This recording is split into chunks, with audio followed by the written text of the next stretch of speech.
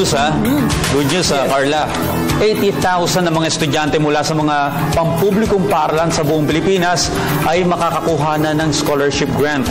Okay, mula yan sa Department of Education rather, dahil napirmahan na nga ng Pangulong Aquino ang Republic Act number 10648 o yung tinatawag na Scholar ng Bayan Program. So automatic na po, nakapagpasok kayo sa top 10, kayo nag-aaral sa public school, sigurado na meron kayong scholarship grant para sa mga public school din ng mga universities and colleges ng Pilipinas. So sabi dyan, Audrey, no, na lahat ng bawat public high school, mabibigyan sila ng opportunity, yung top 10 nila, for admission sa 112 na state universities and colleges nationwide. So obviously, makikita natin dito na this is a way na nagmamanifest na based from our constitution, nakalagay kasi doon na education is a right. So we are giving access sa mga students natin ng accessibility sa quality education. So magandang opportunity ito for them kasi equal opportunity and representation per university.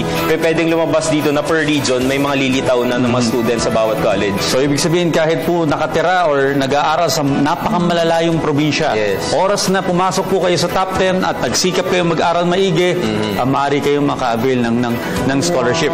Halimbawa dito yung eskwelahan ko ngayon dahil nag-aaral ako sa may PUP, Polytechnic University of the Philippines, na isa sa state university sa Pilipinas, 12 pesos per unit. So, lumalabas na 300 pesos per SEM, napakababa na nun. Pero, ang hiling lang ng pamahalaan, ito yung pagkakataon sa inyo, mag-aral naman kayo. Yun nga, so, pasok kayo dapat sa top 10. And sa atin namang, sa atin namang pamahalaan din, kung gusto nating mabago yung way ng Pilipinas, gusto nating umunlad, kailangan talagang mauna yung edukasyon. Oo, ayan, napakagandang balita niyan. Pero ito naman, Audrey, napakagandang balita din dahil balita ko, nakapanaya mo ito before, after niya manalong Miss Earth at para mag-represent ng Pilipinas. Alam ba, nung November 29, Saturday, itinanghala na Miss Earth si Miss Philippines, si Jamie Herrell.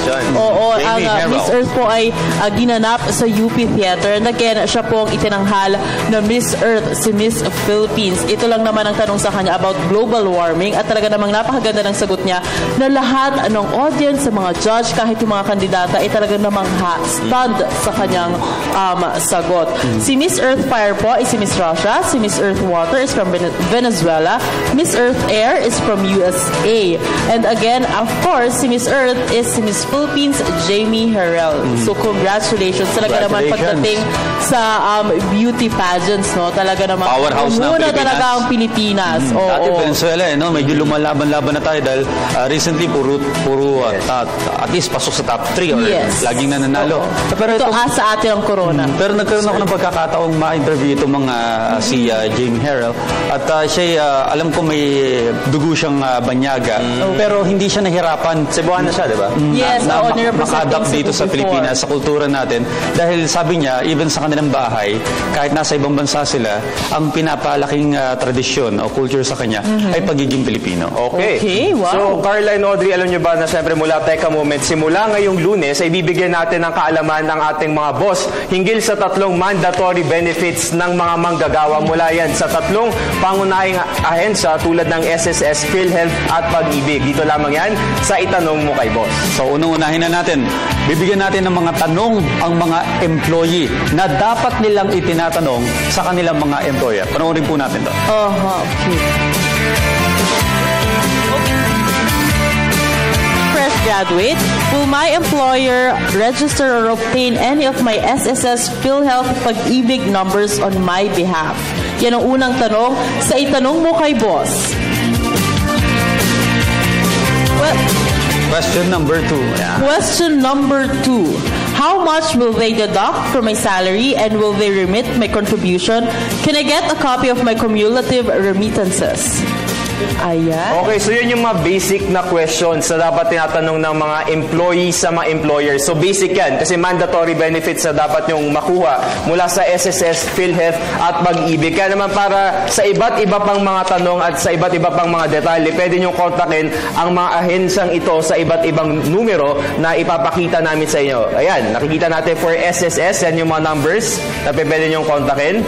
Ilalagay din natin yan sa ating Facebook page para syempre mas makita din ng mga boss natin kung ano-ano ang pwede nyo kontakin.